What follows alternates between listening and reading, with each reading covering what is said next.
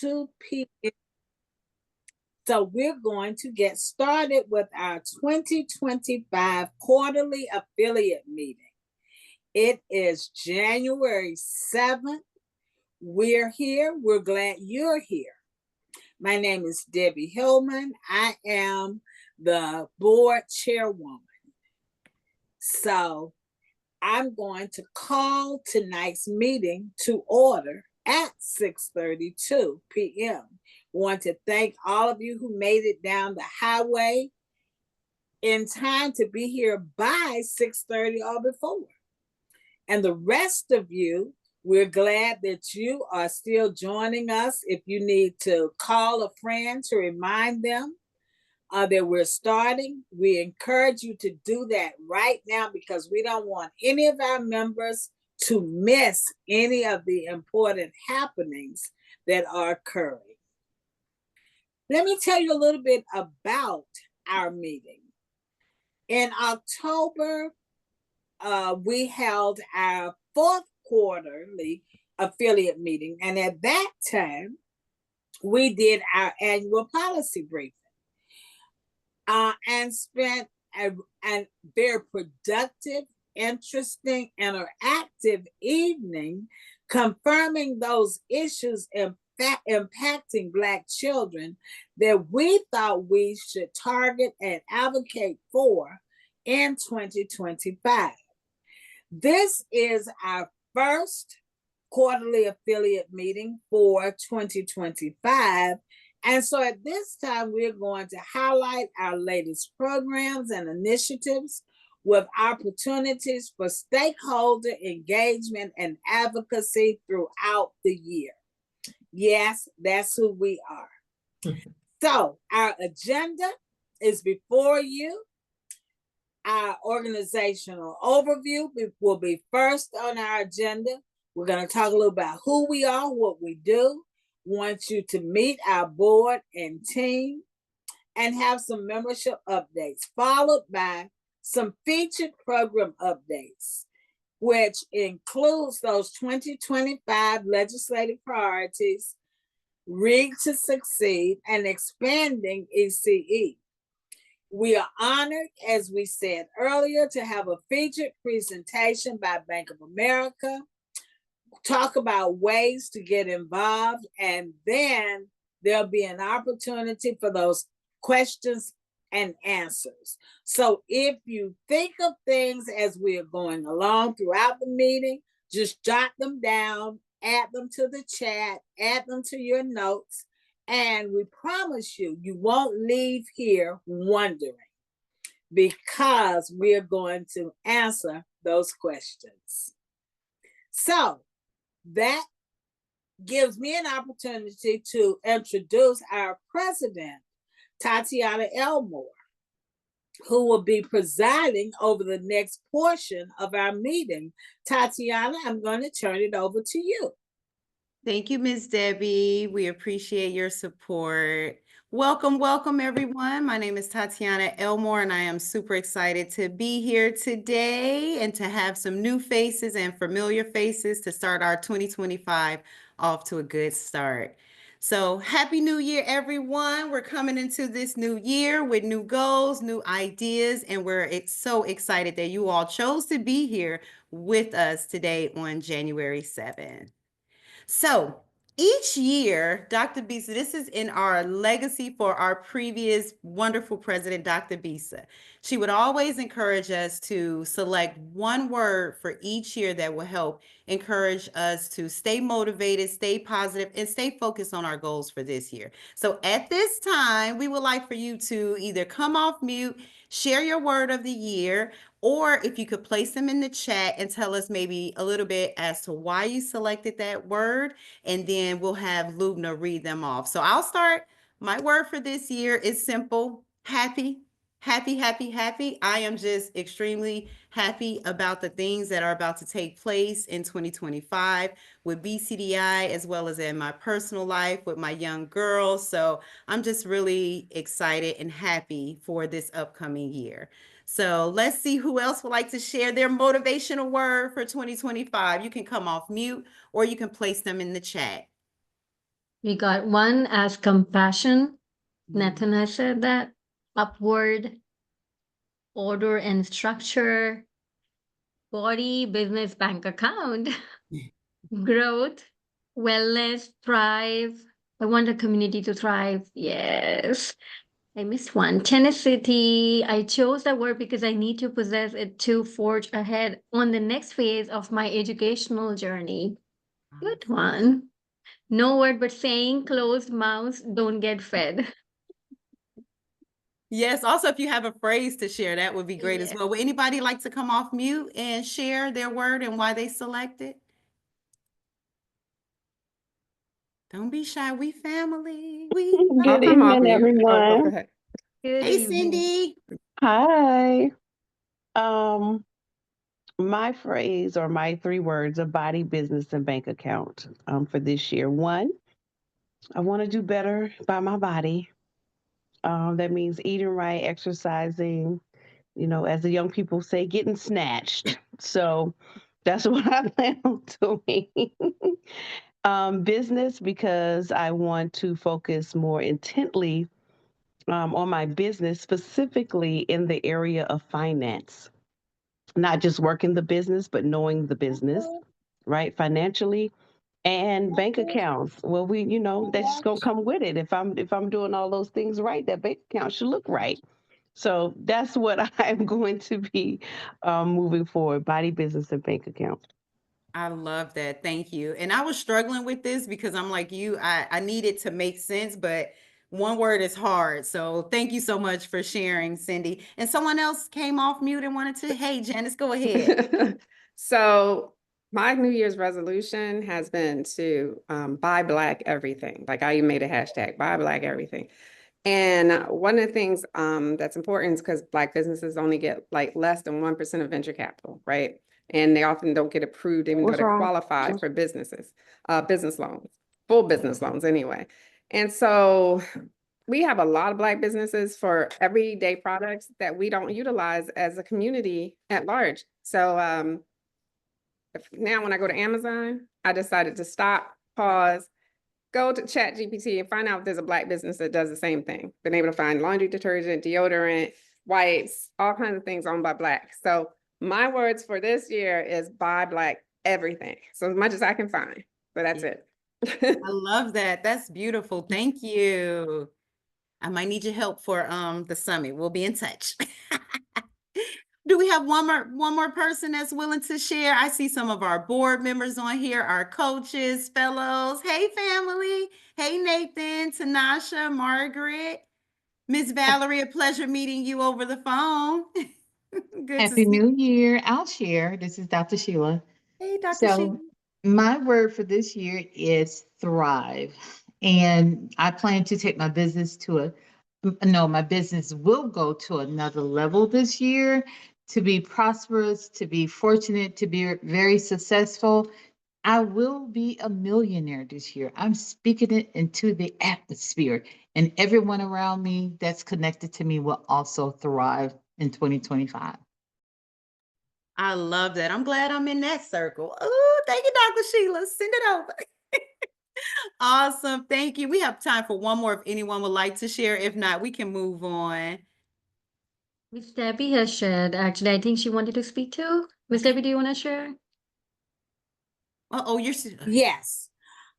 The message that I've been sharing with folks since November 6th, that message is reflect, recharge, reconnect.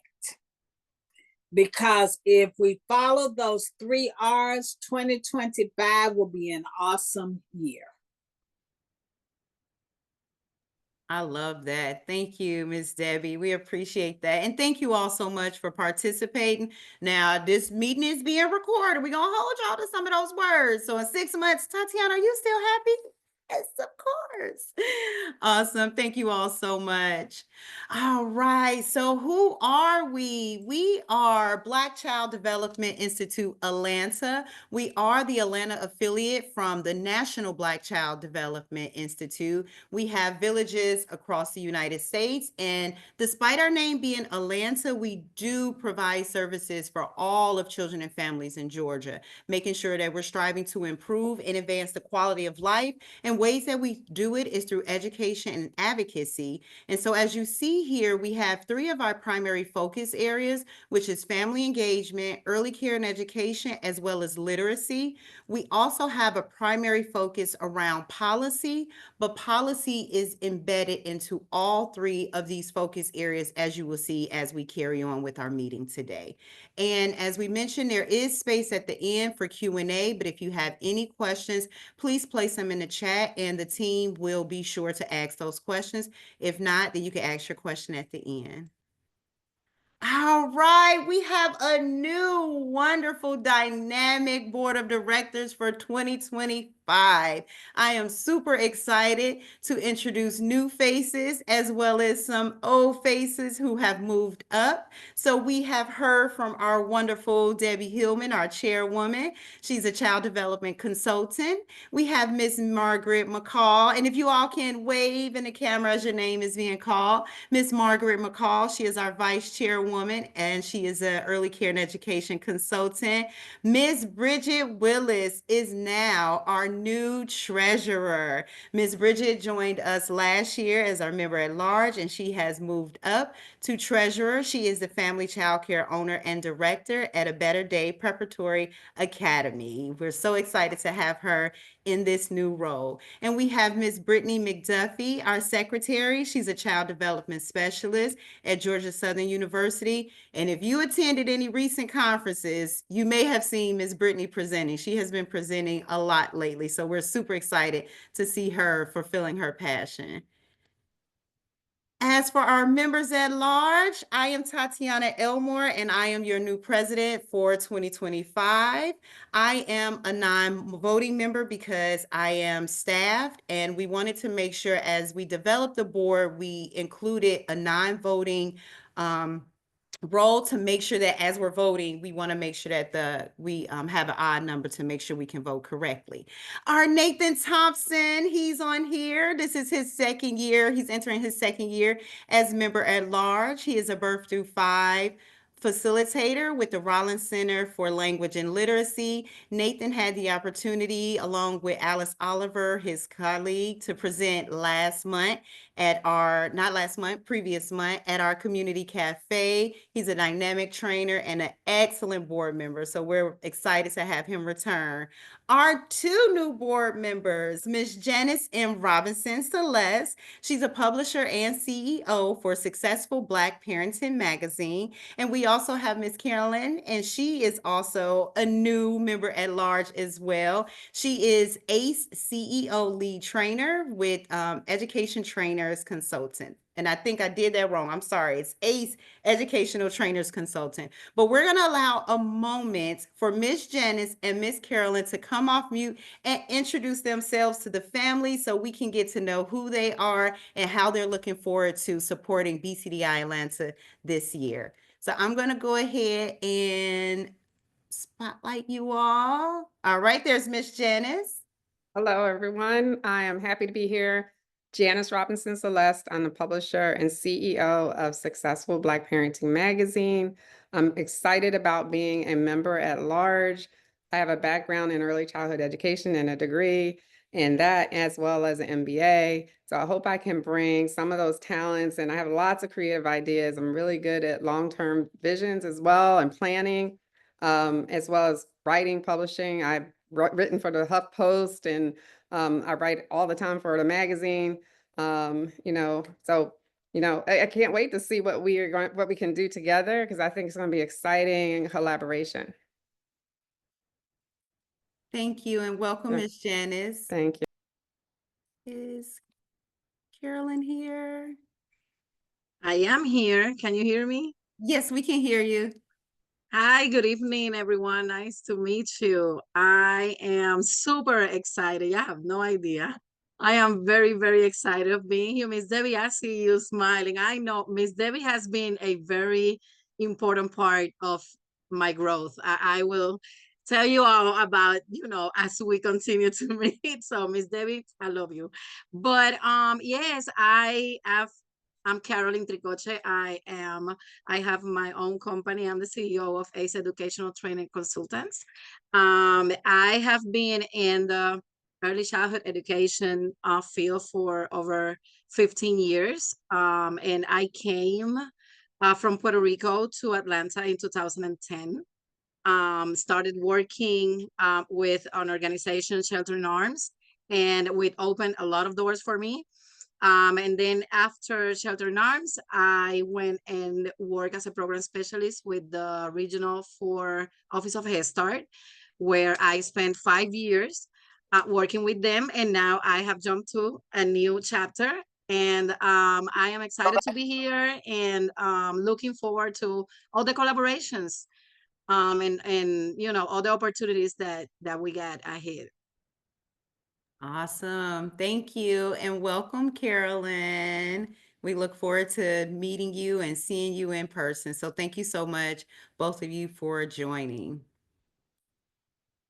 We have two amazing team members. We have Miss Ashley, who is our operations coordinator. Unfortunately, she's not here right now, so if we can send her some well wishes to get better. And then we have the amazing Lumna. She is our administrative coordinator, and she is here on the call. And Lubna provides all of our administrative support, and she is amazing to work with. So we're really, she's a fashion designer as well. So you'll see some of her work very soon at our upcoming fundraiser. So we're excited to share more information about that in the future.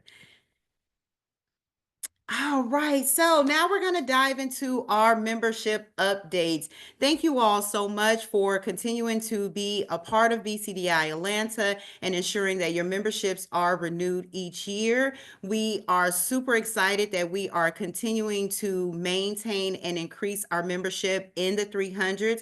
Our goal in the beginning, when I started 6 years ago, was to get to 300. So now that we're at 300, we want to keep that number going.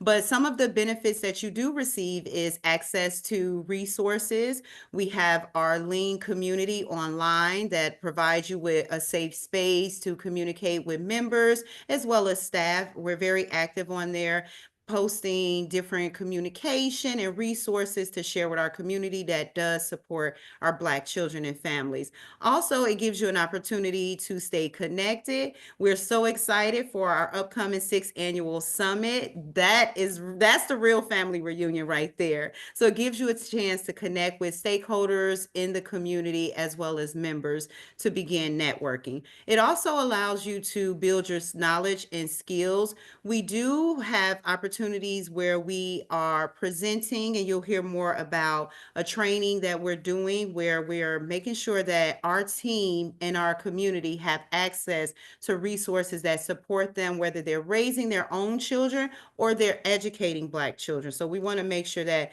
we provide you with skill and knowledge resources to support your growth.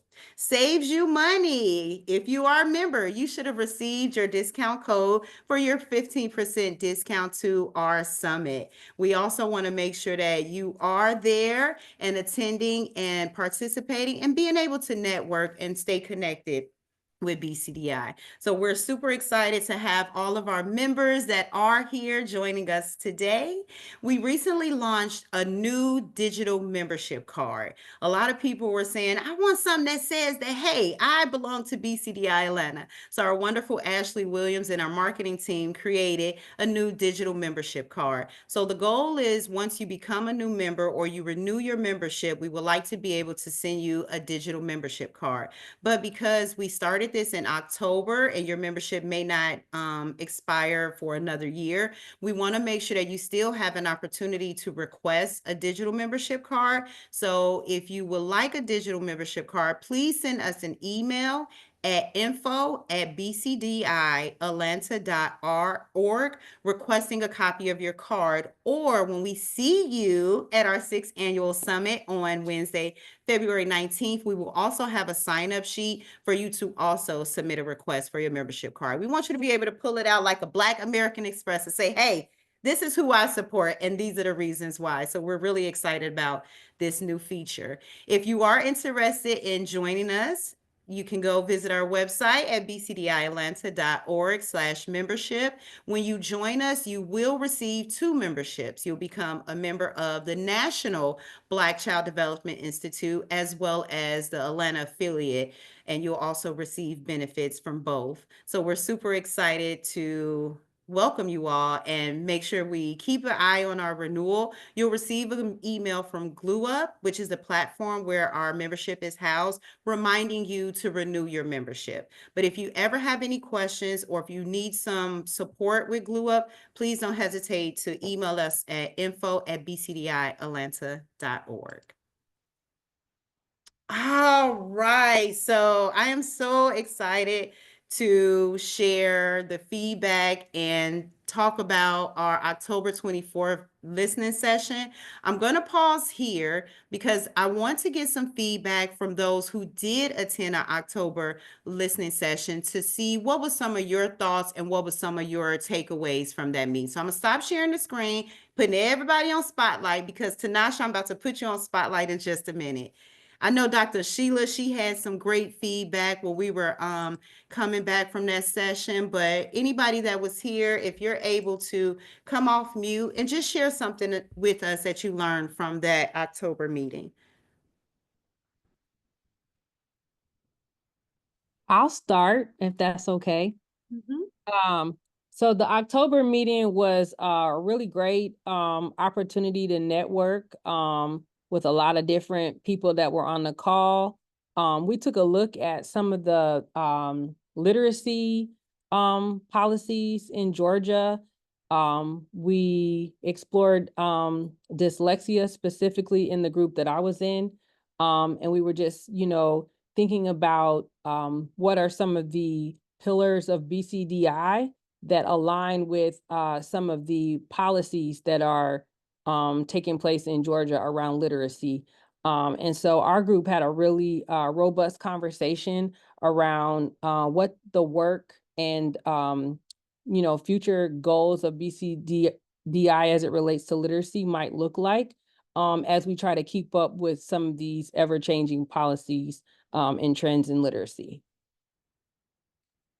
Thank you, Tanasha. And I'm actually going to share the information. I'm going to share it right now.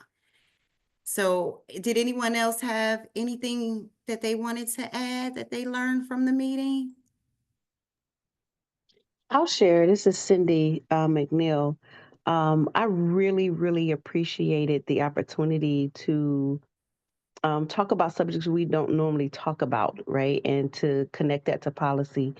And I was very excited just last night. We have a new appointment to the APS board, Toten Pace. For any of those that know him, he was sworn in today to fulfill the seat of S.J. Collins. And so what was interesting is the same conversation that we had in October is they tie the strategic plan directly back to the policy to make sure that they're making decisions that are going to be effective to what you say you're going to do, right? This is the work that we're going to do. And it was the same conversation that we were having, like, how do we tie this conversation back to what we're doing so that we have measurable outcomes so that we can see if we're on track. And we're not just talking about the great work, but we can actually tie that back to this is because we have policy in place and this is what we did. And so that made me feel like even in early childhood, even in this work that we're doing, we're not far from what's been done as a district, but even on a state level as well. So I thank you for the conversation. Absolutely. Thank you so much, Miss Cindy, for your feedback. Bridget, you have your hand raised. Yes, thank you so much. And I would ditto with what Miss Cindy just shared. And then for something new, I was just trying to remember our group and what we discussed. And I just remember looking at the language, the researching, looking at the link and seeing how it went into committee, seeing all the different steps that had to go through, and then seeing if it was tabled or how the votes went, and then trying to interpret coming from the field what we thought the language was, and just seeing that whole genre of policy speak, and then trying to get that to relate, because most often the people in the field say, well, people don't understand what we're saying. I don't know why it's so hard. And then when we were trying to look at their jargon, it was as if we didn't understand what they were saying. So just to get a whisperer, a policy whisperer that can bring it down, so that way everybody can learn. But I appreciate that, given the site information, and then just show how we can be involved and not wait for someone else to do everything. At least we can say we went through these steps. Now we need the whisperer to help interpret it. But thank you so much for that function. And we don't have to feel helpless. We can see what policy things are coming up at a committee, and then see how it pertains to early childhood, what we're doing. Thank you so much. Absolutely. Thank you so much, Bridget, and everyone else that shared.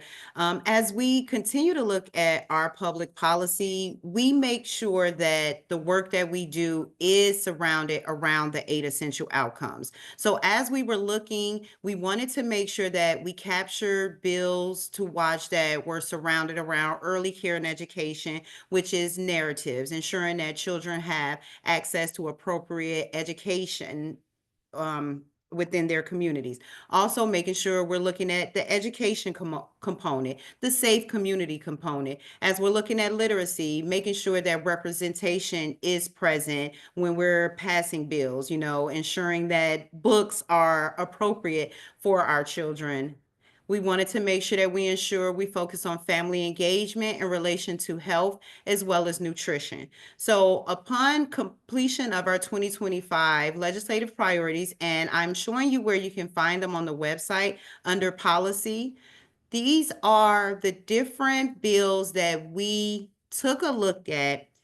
Each group dissect them to say, hey, you know what, this bill has already been passed, or this bill has already been viewed, and we were able to provide some updates in relation to these bills. So we wanted to make sure that we provided you with an opportunity to see the bill in its words for itself. So these are live links next to each one where you'll be able to click on them and be able to go to the website and view the bill for yourself.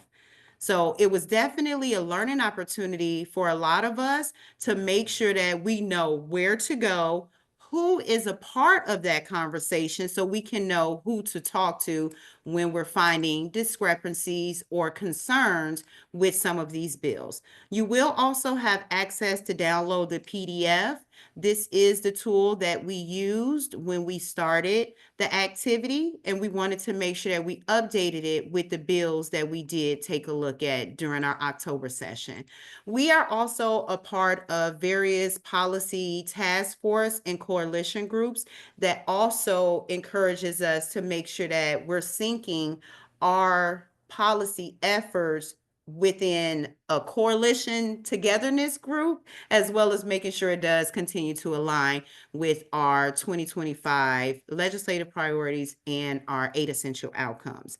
So one thing that I want to show really quick, because Tanasha and her group really gave everyone a school lesson on this. So when Tanasha was talking about connecting, this is our 8 essential outcome. So they took our 8 essential outcome, and Tanasha, if you want to explain it, I know you'll do it much better. You can definitely come off mute. But they highlighted key words or key focus points to make sure they were embedded into some of those bills.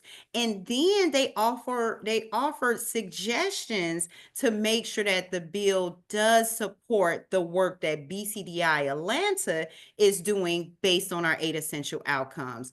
This was a really fun activity. The way they broke it down, everyone, truly understand, and we began to see, okay, yes, they have the language there, but they're missing this or missing that. So it was really a fun opportunity for everyone. So thank you all so much for those that were here to support and be a part of that conversation. We do host our listening sessions each October. We have our business meeting from 5 to 6, and then our Q4 meeting is around our planning for our legislative priorities for that next year, as Ms. Debbie mentioned. So now I'm going to turn it over to Sharon Hudges to discuss our feature program updates. Well, good evening, everyone, and Happy New Year once again. We are so excited that you have joined us this evening. So I'm first going to talk about our focus area of literacy and just some highlights of some things that we did in 2024 around literacy. So one of the things that we did was the Mayor's Summer Reading Club. Every year we participate, and this was my first year actually attending the kickoff event, and it was amazing. So if you've never gone to the kickoff event, I suggest that you go. We had a really good time, good speakers. We got to get our books signed by the authors. So it was amazing. And it's part of our Read to Succeed effort, where we are wanting to ensure that children have books in their home libraries, and in particular, like we said, books where they are represented in their home libraries. You can go to that.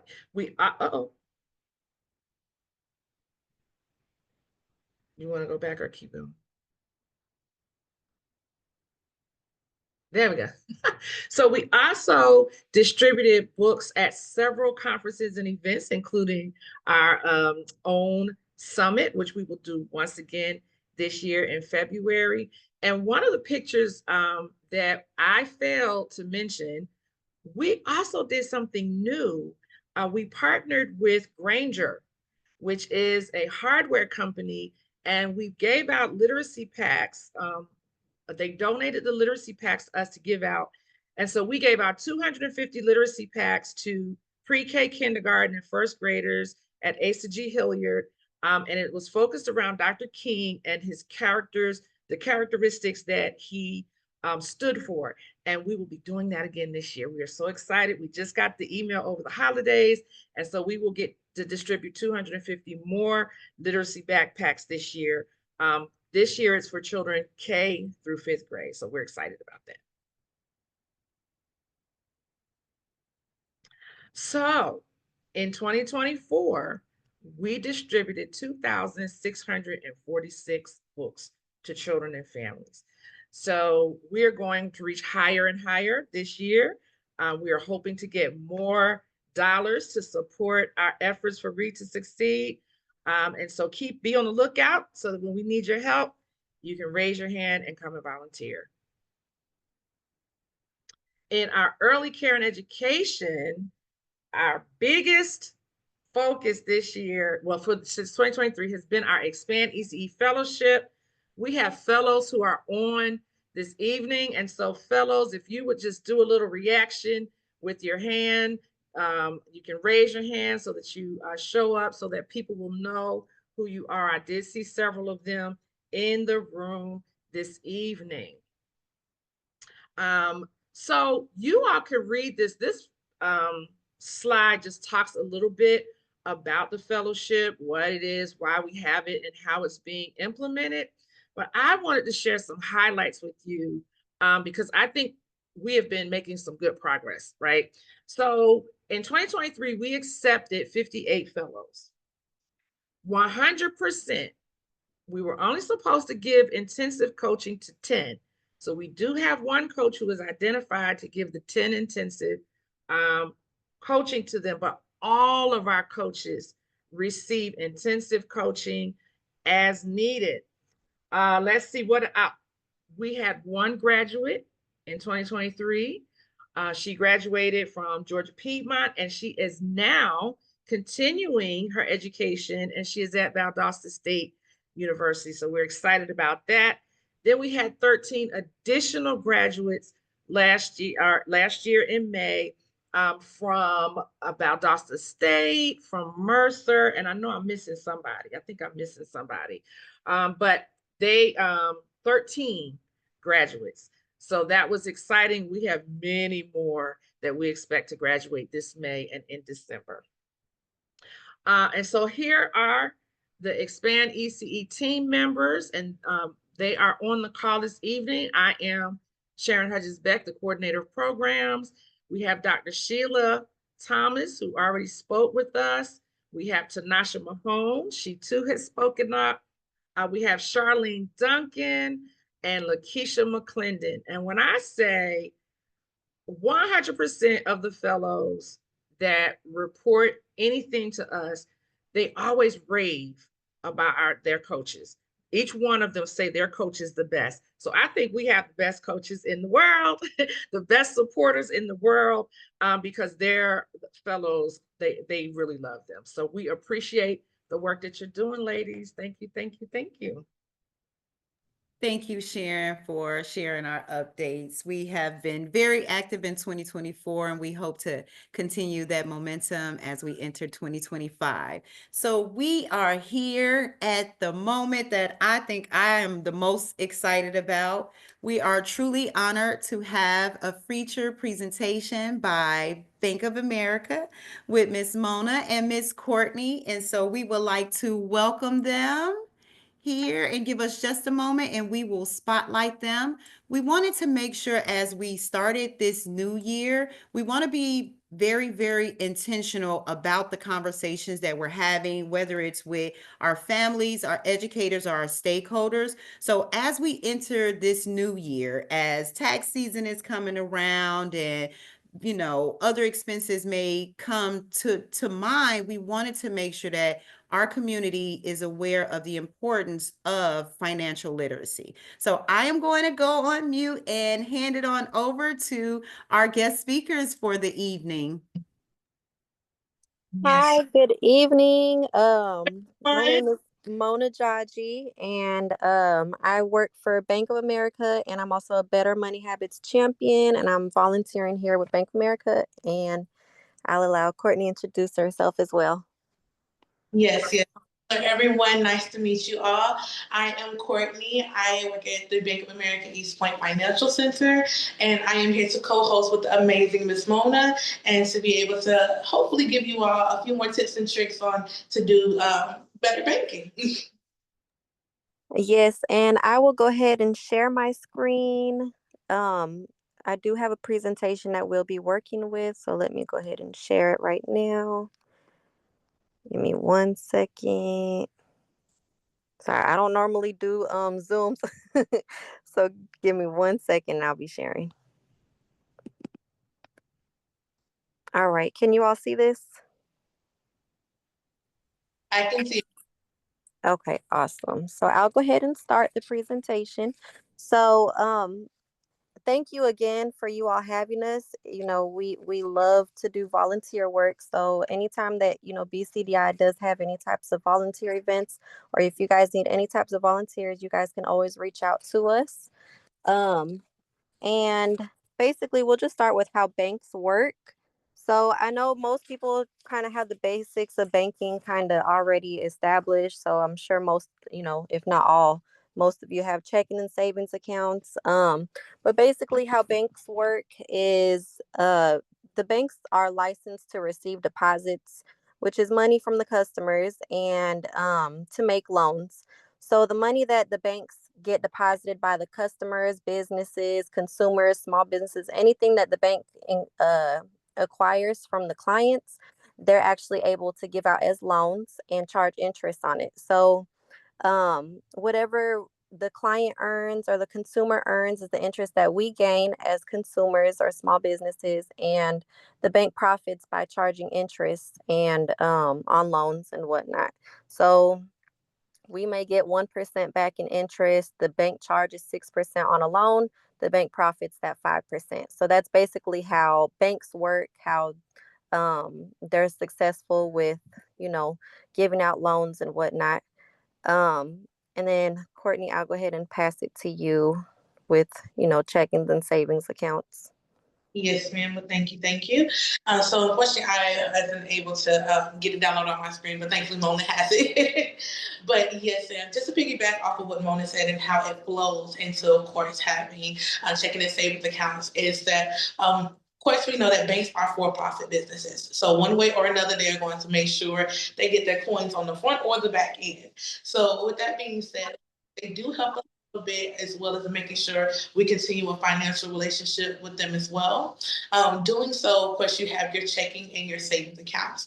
Now, with depending on the institution that you go with, of course, you have different types of checking accounts, and of course, there's different types of savings available.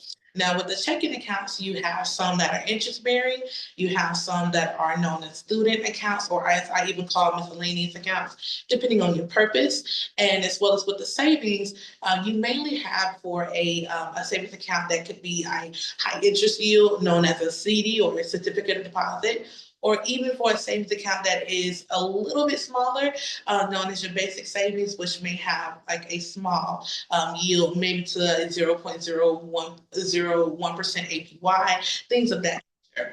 But of course, with having those accounts, it's always great to have one not only at a brick and mortar institution, but also to make sure that your money stays safe, convenient for you to use, and that it is available for you to use when needed. Doing so, of course, you do have those options of either having interest on your checking or your saving, or even making sure you have, like I said, the safety and security, and being that you can speak with someone face to face or even over the phone without hopefully a long wait time, depending on your issue. And so, of course, we're just going to speak more about as to what banks can offer you and what things you should be able to do in elevating in your relationship and financial priorities with your banking. Yes, and just to piggyback on what Courtney said, so the main reason why people have bank accounts is to basically, it's financial security. So if you lose $20 on the streets, your $20 is gone. Versus if somebody was to have access to your account, your money is insured, and you would be able to basically get your money back, once they're able to track that it wasn't you, because fraud is something that happens on a daily basis. It's something that can happen to any of us, which is why, we always recommend that you never keep all of your eggs in one basket. So all of your money should never be sitting in your checking account. You should always be able to have a savings account or a secondary checking account that you separate your funds into. The checking account should primarily be used as the spending account. So not all the money that you basically have, but uh um an account where you're going to be spending your money at, something that is more liquid, versus your savings account is going to be the account where you don't really touch it. That's the money that you're going to be saving. And also what Tatiana said was financial literacy is something that's so important in our communities, and it's something that it's slowly getting talked about, but it hasn't reached to the point where it's getting talked about in everybody's household. So it's important to teach our kids and our youth at young ages the importance of being able to establish a relationship with a bank, establish credit history, establish all of those things, and being able to also have money management. Because sometimes the issue is not getting the money, it's managing your money. So it's very important to establish that at a young age so that their habits at a youth can, prevail when they get older. Um, so it's important to also ask a lot of different questions when you're opening bank accounts.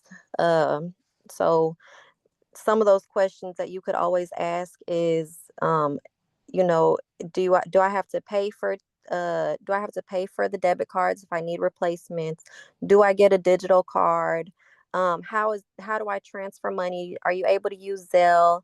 These are the different questions that you do have to ask, because every financial institution is not the same, and credit unions are also different than standard banks.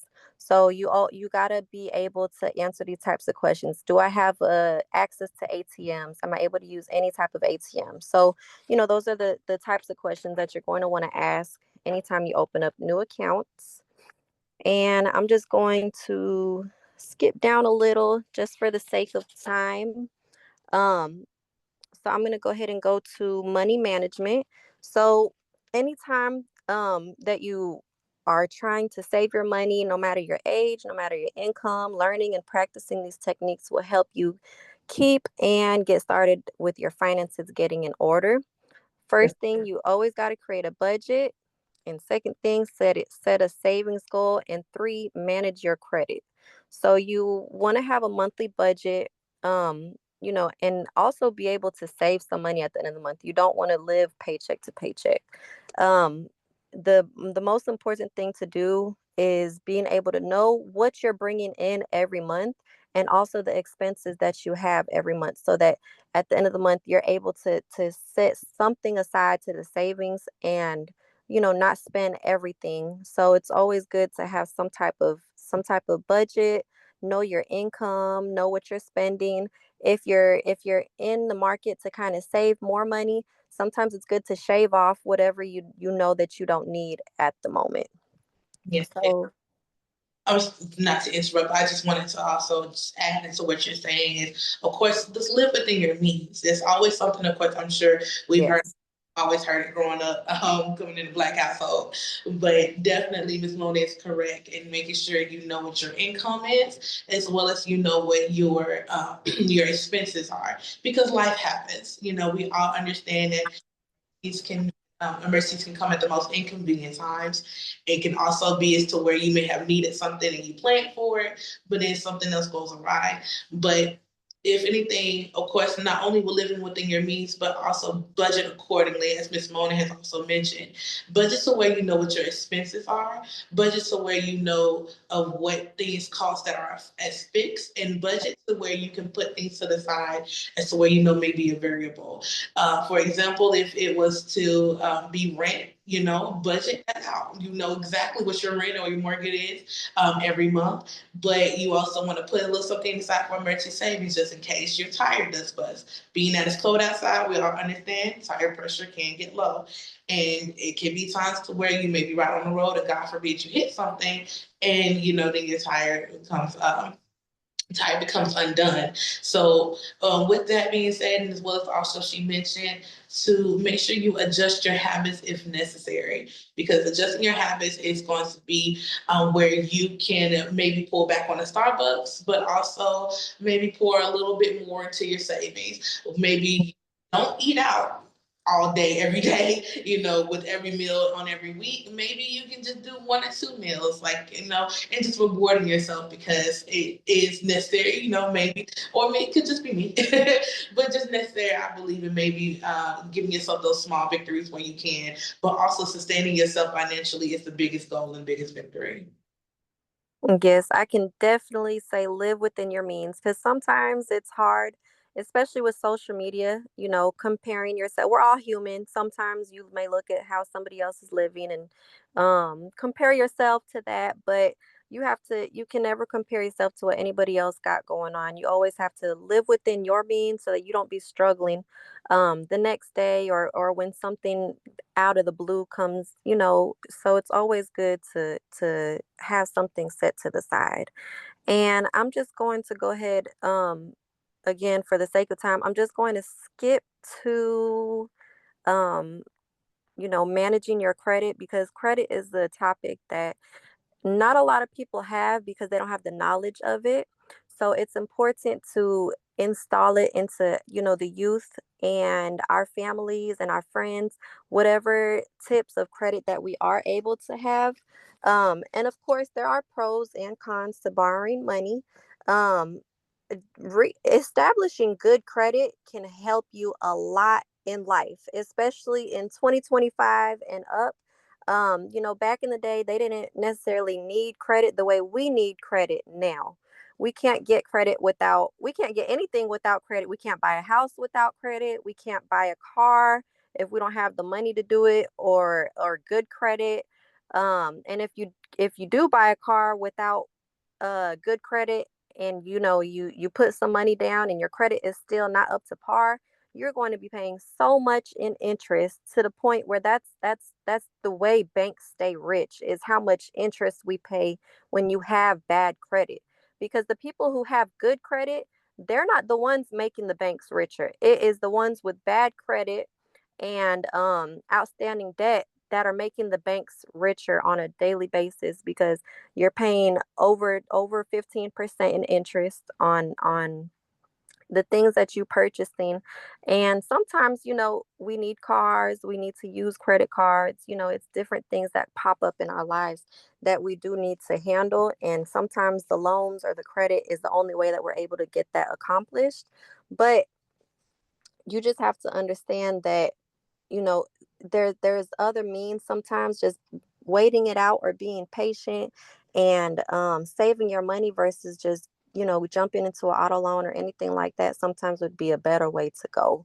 But credit does allow you the flexibility to pay in or over time, and it's helpful to finance large purchases or to use it in case of emergency when you don't have the sufficient savings available. um, so it's the money that you pay back gradually. And a credit score is a number that's based on your credit report. So you're going to be looking at a few different things. 30% of your credit is the accounts that you owe. So that's why they say anytime you have any types of credit history, any type of credit cards, which is considered revolving credit, it's a credit line that doesn't end, it keeps going. Um, you're going to want to spend 30% or less of your credit cards. So if your limit is 1,000 on your credit card, you're going to want to spend 300 or below in order to keep your credit up to par. 35% is your payment history. So whether you're on time or not, which is why I always tell my clients, if you're going to be making your payments, make your payments on time. Even if you don't pay them off in full, at one point you'll be able to make your payments in full, but at least do your minimum on time. And normally your minimum is based on the balance that you keep on the card. But it's normally, $25 and up. It just depends on what type of balances you have. 10% is going to be new credit. 10% is going to be the types of credit you use. So whether it's mortgages, auto loans, credit cards, personal loans, medical, student loans, it's all the types of loans that you have. And 15% is the length of credit history. So sometimes we may have cards that we don't really use, but we've had for such a long time. And if we close those cards out, that would negatively affect our credit. So even though sometimes we may want to close out our credit cards, just because we may not like that credit card or it's not giving us the points that we like, it's normally better to keep it open just because it's been around for so long. So I'll go ahead and pass it over to you, Miss Courtney. Yes, ma'am. Well, I appreciate you. Thank you. And of course, I agree in everything that she was speaking of, because I just want to continue to stress in what she's saying, especially for those who may feel a taboo with credit. Credit is not king. Credit is not just an option. Credit is required. Okay, credit is empire. It rules America, the world, even the United States is on credit. Of course, with other countries, we may have seen, but that's a whole other issue. With that being said, of course, like she said as well, knowing how to be able to use credit and be responsible with it is very, very important, and cannot also be stressed enough, because you have to understand as to what these bureaus are looking for, what they're reporting on with these FICO scores. Of course, you have the 3 bureaus of Equifax, TransUnion, and I'm sorry, I'm trying to get the going. But yes, thank you. And with those, of course, they do report on these things here that you have seen highlighted, and showing for the average credit score of the average American, being that, of course, when you have different credit lines open, your payment history, how much you're using, things of that nature. So we pretty much, of course, got from her how to use those tips and tricks of knowing what they're looking for as far as what is being used and reported, which is great to know. And also, of course, making sure, like she said, with payment history, with making sure that you have it organized and things of that nature, because I saw someone in the comment section also saying it can affect utility bills, and it really does do that in so many ways. It affects your security deposits. It affects where you're going to be staying, with, like you said, buying a home, rent, Car insurance, everything. Okay, it's a whole nother issue. So being that as a man, like she said, being very, very responsible with it, very understanding of what it is and how to use it is very much so a pivotal point, and not only in our not only in our personal finances, but with how you are going to also affect the economy and for what the banks are going to be receiving off of that. Being that as it may, I also do want to introduce the understanding of which type of credit cards are out there. Now, of course, outside of the companies of which you may choose, there are secure credit cards available as well as unsecured credit cards available. It's been quite a few people also coming into my office when I introduce credit cards or ask them what they know about credit, that they don't know that these are more options rather than just having the bank run your credit score and you get a line of credit that you may not be able to completely be responsible for, or you're going to be irresponsible with. So being that we have, like I said, unsecured and secured lines, I always explain that's the biggest differences between having secured and unsecured line is that with secured line, you're financing it yourself. You start with a line of credit that you are going to put, whether it be from cash depositing into your account and they start that upon approval with your credit, or that you are, of course, going to be just financing that card once the credit card becomes available as approved through other means. It of course depends on how the bank are able to do theirs. But as I've seen, of course, is that it comes from your account, they just transfer over. With a secured line of credit, it is the most simplest option, as well as most secured, of course, being that not only does it start with your own line of credit, but you have that as only a maximum amount. So you're only working with a portion. Now, most of the time, of course, with those credit lines, it can start between $99 as a minimum to a maximum of $5,000. Now, it just really depends on what your finances look like. If you put $5,000, by all means. But if you were someone like me who started at Navy Federal Credit Union with a credit line of $200, you didn't have that you wanted to go, and of course, just start your line with you wanted to try to make sure that you got into a slow lane and seeing how to fill it out. And like she said, and being very responsible with your payment times is very necessary because, of course, you always want to try to pay that off by the statement date, not the payment due. The payment due date, of course, is pivotal because it's when it definitely reports its late payments and fees. But the statement date to try to have your balances at zero is always, always, always going to be able to help in making sure it pushes up your score even faster and even further. But with the other line of credit, of course, with the unsecured line, it is that of which is most common. That is the one, of course, where people come into the bank and say, I want to apply for a credit card and just jump right into whatever the bank may offer them as a line of credit. Now, of course, with that, you do have your say more advantages with that in some ways, because then you're not responsible for starting that line of credit yourself. But like I said, it can be dangerous, being that if they give you anything that is like a high credit limit and you go out big-eyed and bright to the world and you start to spend everything, then you know that you're going to be looking at it paying back, not only with interest if it gets late, but also with other consequences and penalties that may be coming with that credit card as well, that a lot of people don't read into the fine print for it. So with that being said, of course, just going to I was always tell anyone when I first ask, what are you looking to do with your credit? Go on with at least a small plan of understanding as to how you want to use it and what you're going to be using it for, because it's going to be helpful in knowing exactly as to what kind of card you may want to apply for as well. Being that is May, like she said, just adding on to her tips and tricks as well. But when you are getting that card, of course, always monitor your accounts. Don't use all of your credit. If nothing else, like she said, stay within that 30% threshold. So therefore, it'll show your credit utilization as low, and being that you do have this amount of credit available, but you only use so much to continue as a revolving debt, and with you paying on so often, with it being every monthly. Of course, you want to be able to pay it in full, but if you cannot pay it in full, at least pay the minimum plus a little extra, so it won't be always a minimum balance being reported. And last but not least, don't apply for too many credit cards at the same time. please, because the more that you do is the more that it's going to run on your credit as hard inquiries. And hard inquiries bring down your credit score quite a bit. And many people don't realize that when they're looking for it. And so they look at their credit report and they see that Capital One has, of course, inquired 14 times because you wanted to try to get every one of their products available, and thinking that, of course, it's a good idea to do so. But if anything, it can, like I said, hurt your credit score, and we want to make sure it continues to climb as high as possible. And with that, of course, the injunction is do not close your accounts.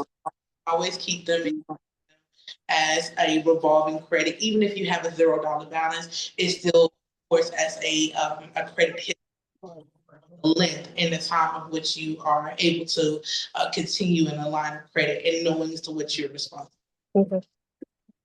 Yes, and Tatiana, I believe that's our time up, right? We have about 5 to 7 more minutes. Okay. Well, don't mind my son. He's in the background with us. But welcome. We do this for the Black children. yes. And just another thing that a lot of people don't know is that when you open a checking account, it does not necessarily help build your credit, but that relationship that you establish with your bank does help with the approval chances. So a lot of the times with our young kids and the youth that are coming into the banking world and the finance world, they don't understand that when you open up an account, the history that you build with the bank, seeing the deposits going into your account, not spending all of your money as soon as the money hits your account, not overdrafting your account, putting some money into your savings, let it save up maybe like 2,000 or 3,000 within like a 5-6 month time frame. That's basically giving you an automatic approval to your first credit card. We see it all the time with our foreign clients that come in. Our foreign clients that come in, it seems like they know a little more about credit than us. Unfortunately, I don't know why that is, but it's just the reality of it. It seems like they know a little bit more about how to maintain good credit than us. Because they build their accounts up to the point where the point where the bank can't deny them because they have such a good history of their banking, their direct deposits. They let their money sit. They let the bank see their growth. And another good way is to also be an authorized user on a family member's credit card. So if you know anybody that's in your family that has good credit, or they're not late on their payments, they don't max their cards out, or maybe even if you're that person, you can add a authorized signer that may be your son, your daughter, your nieces, your nephews, cousins, somebody that that is able to that will benefit the usage of that card. So you could either be that person, or you could have somebody that you know and trust that can be that person for you. So there's a lot of different ways to build your credit. You just kind of have to some people they're scared to jump into it and ask these types of questions, but whenever you have somebody that's willing to share the knowledge with you, just jump into asking them questions. Courtney works at the East Point branch on Main Street, and I work at the Bank of America at Greenbrier, which is right next to the mall. And both of us would be definitely willing to assist anybody. If you guys have any questions, you could visit our branches. You could reach out to us. We'll put our contact information in the chat boxes below as well. But those are basically the main points that we want to. Okay, bye. We wanted to establish with you all while we had this phone call, because establishing an important relationship with your bank and also establishing a credit history is probably the most important things that you could do as an adult, and also establishing our youth to the point where they feel comfortable knowing about credit at the age of 18. So it's always good to share your knowledge, the things that you do know and the things that you do learn as the time does come. So those are the things that we would like to share. And I believe you guys wanted to open it up for a question and A or anything like that. Yes, absolutely. Thank you so much, Ms. Mona and Ms. Courtney, for this information. Very helpful for us to start the new year off. So if create a budget or manage a budget or stick to budget is on your resolution list, you got some tips right here. So we wanted to make sure that we did allow space for Q&A. So I would like to start with a question if possible. And so as I mentioned, we do this for the Black children. So we want to make sure that we are educating them on their finances. But does Bank of America offer a children's account? And if so, can you talk about what that looks like and what is needed to open a children's account? Yeah, so I'll go ahead and answer this one. So there's a few different options when it comes to family accounts and family banking and children accounts. So we offer checkings and savings that are considered co-owned accounts. So a child would have to be on the account with the adult, and the adult could use their photo ID with the child's social, and that would be considered the child being a co-owner on the account. And then Bank of America also has another type of account that they just rolled out recently within the past month called family banking. Now that one is a little bit different because it makes the child it doesn't allow the child to be a co-owner versus the other account where the child is already in the system. This one would be the child has access to the account, but it's limited access, and the parent is more in control and sole control of everything. So they get to set limits on the child's debit card. They get to set limits on everything, on the online banking, and they're actually able to establish online banking at the age of 6. Um, so it's a little bit different. It just kind of depends on how you feel about your child, what types of needs you want for, what type of needs you have for your child, and how much access you want to give them. And then another option, we're not licensed to talk about 529s because we're not financial advisors, but it's a really cool option if you plan on having your child go to college, because it allows you to invest your money into a 529 account, and it allows it to grow with investments. Um, and then something that changed, I believe, under Trump was that before his administration, you weren't able to use your 529 with anything unless it had to do with school. It's the same thing, but if the child does not go to school or doesn't need the money for anything that has to do with school, or they got leftover money, they can actually get transferred into an IRA account, which is a retirement account. And that's a great way to set your child up for success. So if you guys ever have any like questions about a 529 or any type of investment accounts, it would be a good start for you guys for you guys to speak with a financial advisor, because that would be who helps you set those up. And then the state of Georgia actually does have a program. I can't remember. I can't remember. I think it's Pathway to 520. I don't remember the name of the website. But they actually match it up to a certain amount per child. So that's also a good program to look into. Awesome. Thank you And so much. just to add on to what Mom was saying about those two type of accounts, if you ever do go into Bank of America and you want to know specifically what to ask for, the account that she was firstly speaking of being the minor account with the parent having main control, is called the Bank of America Advantage Family Banking Account. And like I call it, it's the parent featuring the child on there, but how much control they have. And then if you wanted to do the other, it is called the Bank of America Advantage Safe Balance Banking. And that is more so, of course, for those that are still minors, but also going into the teen years, because one of the ways to waive the monthly maintenance fee would be under the age of 25. Would be 25 or younger. So they can continue to have that account open, of course, and going into the future. That's great. Thank you so much. So we wanted to, again, this is an opportunity. We have 2 experts on the line. If you have any questions, this is your chance to ask what's their current CD interest rate, you got experts here. So let's ask those tough questions. So if you do have any questions, please feel free to unmute yourself or place your question in the chat, and we'll make sure we get to it before we transition. And yes, thank you, Bridget. Bridget put in the path to college529.com website in the chat. I have a question. Can I interrupt? I had a question too, Tatiana, Okay. but whoever was speaking, they can go ahead and go, and then I can go after them.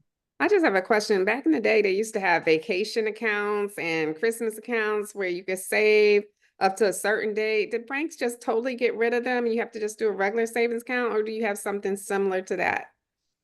So I can't speak on other financial institutions because I haven't worked with any other banks besides Bank of America. But from what I know of, Bank of America does not do those types of savings anymore. You would just have to open up a standard savings account, and then you can title it in your online banking. So if you want to do it specifically for, like, vacation, or specifically for a vacation you want to save up for or anything like that, you can title it however you'd like in your personal online banking. Okay, thank you. Yes, and just to add into that as well, she is of course correct, because especially with Bank of America, they used to have, they have things called legacy accounts now, and which used to be available like a money market savings and things of that nature, but they did overhaul it and started condensing it into just like a regular savings or a regular checking. But as she said, of course, if you want to open multiple and have them labeled to be able to, go into that goal, then by all means. And the other thing as well is that you have, I'm not exactly sure if other institutions do it, but in the Bank of America mobile banking, we have a thing called Life Plan. And in that, you're able to set your goals there as well. So you won't have to necessarily do it into your account, which would be a great idea though, to hold on to your money. But you don't necessarily have to do it into the account, but you can always just track your goals and show as to how you are visually track your goals to show how you are physically and technically going into everything that you want to do, and making sure whether it be or whether it be a new home or things of that nature. Well, that's very helpful. Thank you very much. Yeah.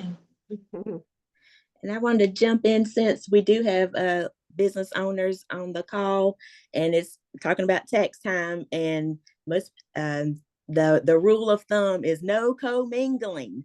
No commingling. It sounds good on paper, it sounds good in theory, but what are some steps, some practices in the process that you could help people to be able to keep the money separate? Or if you're getting, like, you might be a contractor consultant, you're getting money from somewhere, but then you're having to pay your obligations that might be joint for the business and personal. So what are the steps to make sure you're taking care of not commingling when you're the person earning the money? So at some point it's going to have to come on a personal lane.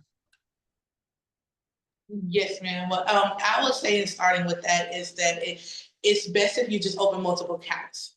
What I do, and being that I work with my mom who has a couple of businesses as well, is that I advised her in that way to be able to open up another account that's totally separate. So you of course have your personal accounts here, especially if it's at the same banking center, because she loves not to really travel too much. Then of course you just open up, of course, there's the multiple accounts there, and set up your profile separately as well. So if you know your business banking is on one profile, set your user ID and password separately from that business banking, so you know this is only your personal as well. For things that might commingle, and things that, especially if you have like a sole proprietorship and stuff, that may still be tax write-offable, again, put that in another separate account and label that account as necessary. So you know if you're doing your taxes, if you know that you are paying for any expenses, if you know there are things that you may be able to want to buy for the business, and then of course keep receipts for, just like keep that in a separate account so you can show each transaction,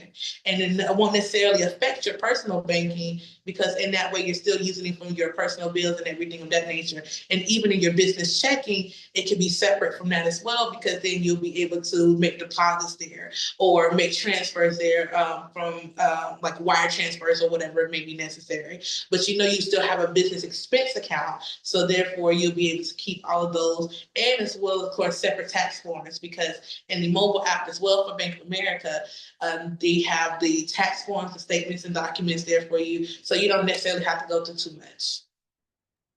Yes, and just to piggyback on Courtney, so all of that is definitely really good advice. And one thing I hate that we couldn't touch on was actually commingling accounts and opening a business accounts.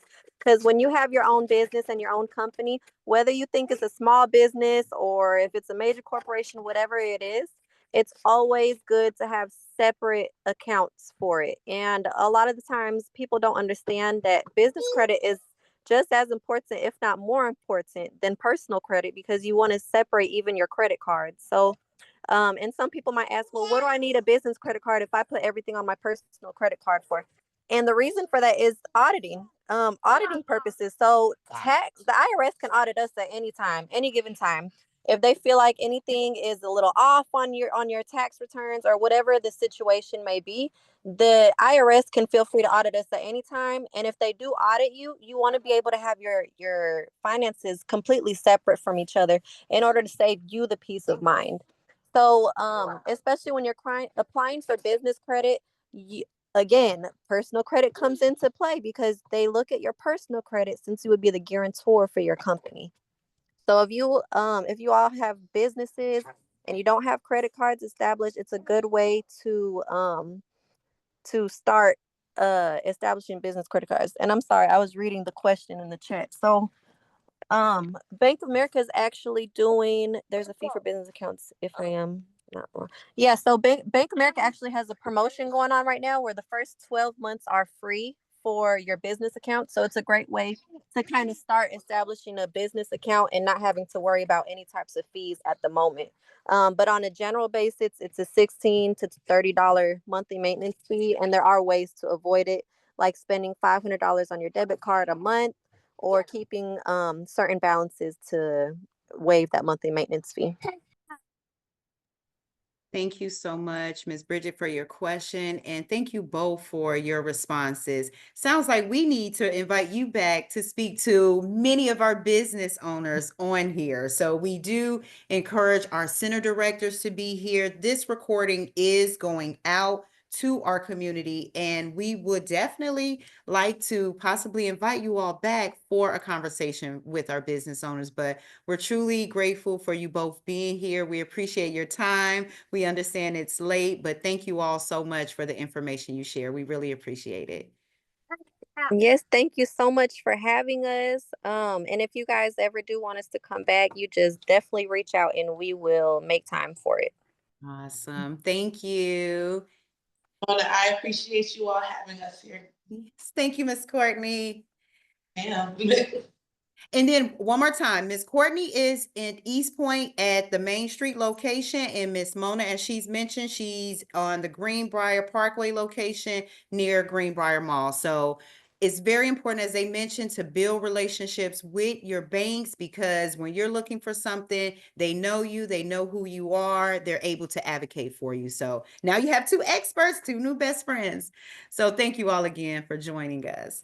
All right, now we're going to talk about ways to get involved. As we mentioned earlier, we highlighted some of our benefits for becoming a member. We do have different membership levels. We do have a student membership. If you are currently in school, you can receive a $25 cost for your student membership. And then our regular membership is $40 for the year. And as I mentioned, you do get access to BCDI as well as BCDI-Atlanta. So please reach out if you have any questions about joining and becoming a member. We will be sure to answer you and support you on that new journey. Elevate the culture, embracing all voices is our theme for this year. We are embracing all the voices from our children, from our families, from our educators, and now our business owners as well. We want to always continue to encourage donations to continue to support our mission to advocate and advance the quality of children in the state of Georgia, Black families and children. So we want to make sure that you have an opportunity to donate to elevate the culture and embracing all voices in 2025. I am now going to pass it on to Sharon to close us out with some upcoming events and resources. Awesome. Thank you, Tatiana. So coming up, we have, drum roll, Tatiana. Our office will be closed on January 20th in recognition of Dr. Martin Luther King Jr. Holiday. And so we will not be open. You can still send us emails, but we will not be in the office to answer them. This is so exciting. Tatiana and I have been invited by the Georgia Child Care Association to be guest speakers at their training in February. We will be going on first to speak to the group specifically about BCDI Atlanta and what we are doing. So there will be a bunch of preschool, infant toddler teachers, as well as leadership. And they have so graciously given us some tickets. And so we will be sending that information out to those persons who are connected, who may benefit from this professional development opportunity. All right, our summit is almost here. We are about 6 weeks away, OMG. And so if you have not registered, go to the link tonight and register, okay? You don't want to miss out. Last year we sold out and had so many people at the last minute asking for tickets that we didn't have. So make sure that if you are planning to come, get your tickets now. We are also still looking for engagement partner sponsorship opportunities. So if you would like to sponsor, or your organization would like to sponsor, please go to our website. I think that Lubna's putting links in the chat, as well as if you just want to sponsor with a vendor table. Do we have any more left, Tatiana? So we do still have some vendor tables available. So if you have things that would support our community, then come on along and have a table, and we will be happy to have you there. It is time for our group photo. We lost a few people, but we still have some. If you are able, we know it's late, but this do each time. If you're able to come on camera, please do, for about 60 seconds so we can get this picture. You gonna take it, Tati? Brushing your lipstick. You gonna take the picture? All right, let's see if we get Lakeisha. Hey, Dr. Sheila. Hey, Leah. Hey, Leah. All right. Charlene and Keisha, are you able to, and Miss Diane, so good to have you three here. All right, one more person's trying to get in. BCD, okay, that's Leah. All right, on the count of 3. 1, 2, 3. All right, give me 1 second. We're gonna take another one. Miss Lakeisha just hopped on right on time. We're gonna get one more. All right, let me pull it back up. Okay, too bright. All right, 1, 2, 3. All right, thank you all so much for doing that for us.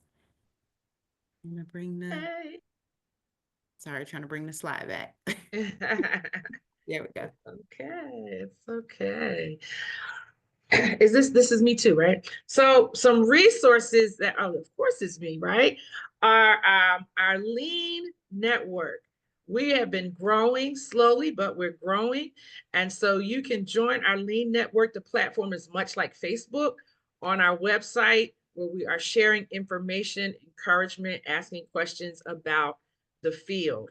We also have our latest activity guide, which is a financial literacy guide. There are activities for both adults and children. So if you have a family, if you have children, you can do some things together, but there are also some cool things in there I think I'm going to be doing myself this month.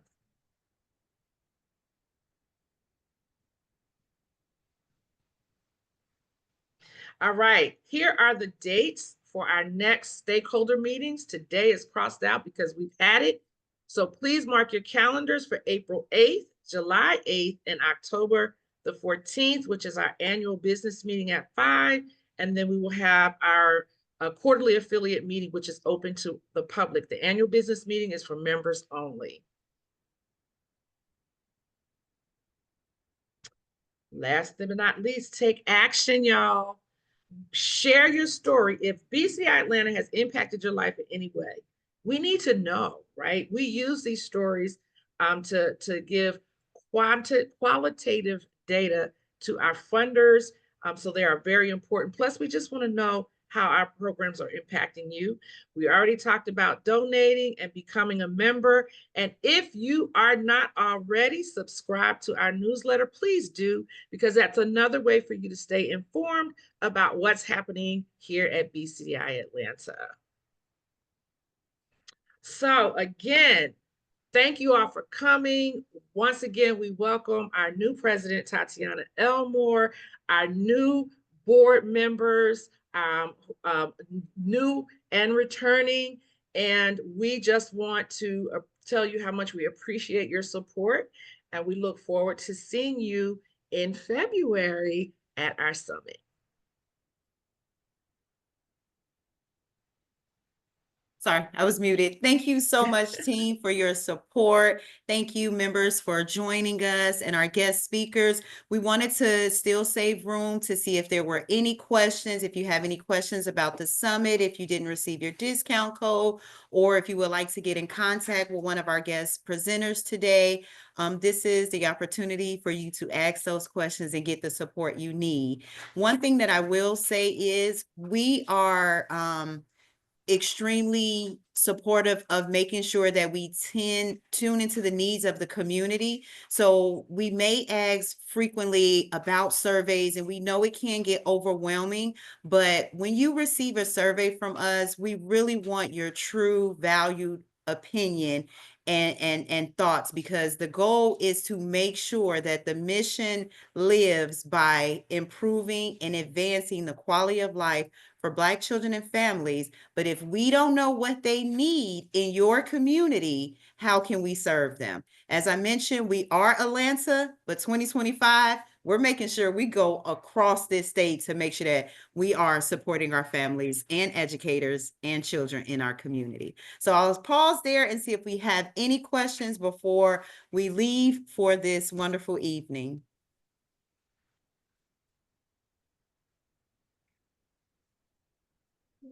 All right. Well, thank you all so much again for being here. We are super excited for you all to come to our summit on Wednesday, February 19th, to meet our new board members and congratulate Ms. Bridget on her new role as treasurer. We're super excited about what this new year brings. We continue to promote for fundraising as well as donations, but we are actively writing grants as well. So as a community, if you see grant opportunities for us that can support the community and our work, please don't hesitate to share. Because again, this is a village within this community. So we want to make sure that we're able to share those resources to advance and support all of us, as well as our children and families in Georgia. And if there's anything, Ms. Debbie, would you like to add anything?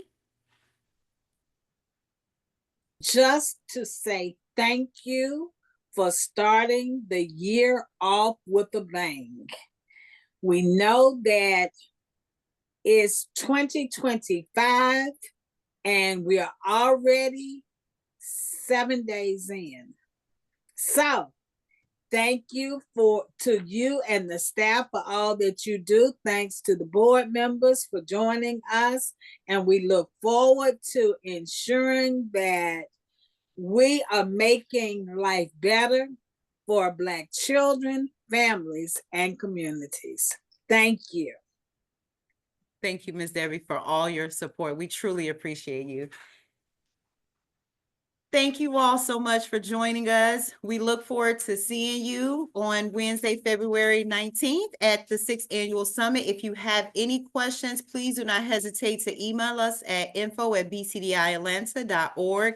There's also a contact us message box on our website at the bottom that goes directly to our administrative assistant, and she responds very quickly. So we're here to serve, and we want to make sure that we provide you with the support you need, especially for 2025. Thank you all so much. Enjoy your evening. Bye.